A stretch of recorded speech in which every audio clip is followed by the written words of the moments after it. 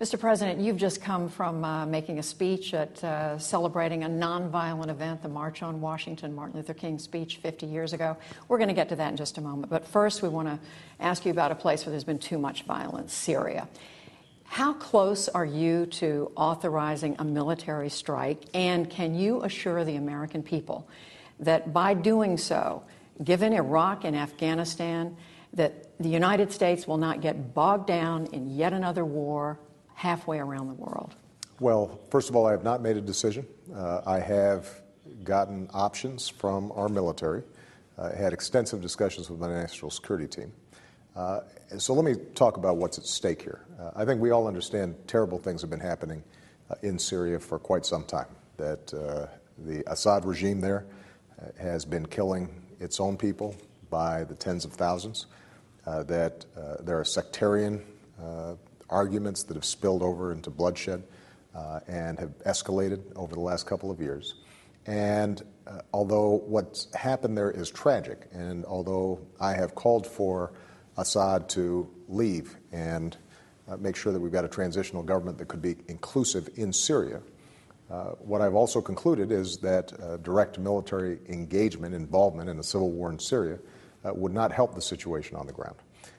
And so we've been very restrained. Although diplomatically we've been very active. We've been providing a lot of humanitarian aid to people who've been displaced by the war.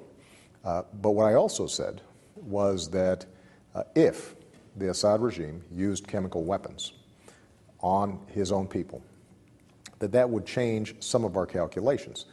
And the reason has to do with not only international norms, but also America's core self-interest. We've got a situation in which you've got a well-established international norm against the use of chemical weapons. Syria has one of the largest stockpiles in the world of chemical weapons. This is a volatile country in a very volatile region. We've got allies bordering Syria. Turkey is a NATO ally. Jordan, a close friend that we work with a lot. Israel is very close by. We've got bases throughout the region. We cannot see a breach of the non-proliferation norm that allows potentially chemical weapons to fall into the hands of all kinds of folks. So what I've said is that we have not yet made a decision, but the international norm against the use of chemical weapons needs to be kept in place, and nobody disputes, or hardly anybody disputes, that chemical weapons were used on a large scale in Syria against civilian populations. We have looked at all the evidence, and we do not believe the opposition possessed nuclear weapons of that, or chemical weapons of that sort.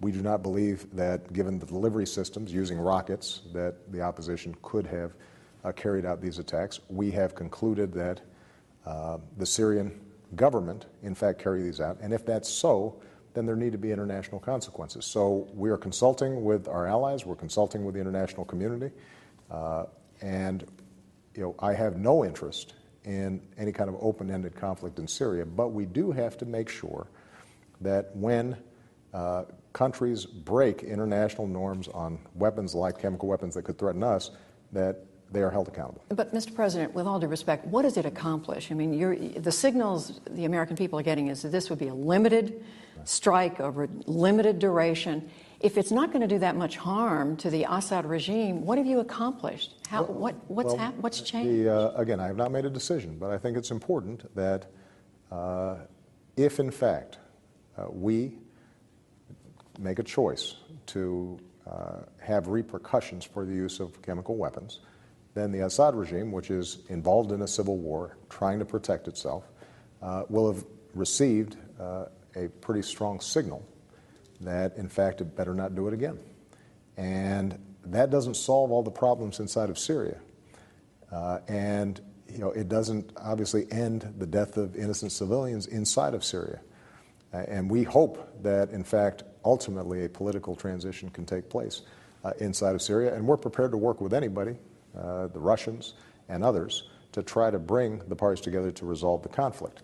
But we want the Assad regime to understand that by using chemical weapons on a large scale against your own people, against women, against infants, against children, that you are not only breaking international norms and standards of decency, but you're also creating a situation where U.S. national interests are affected, and that needs to stop.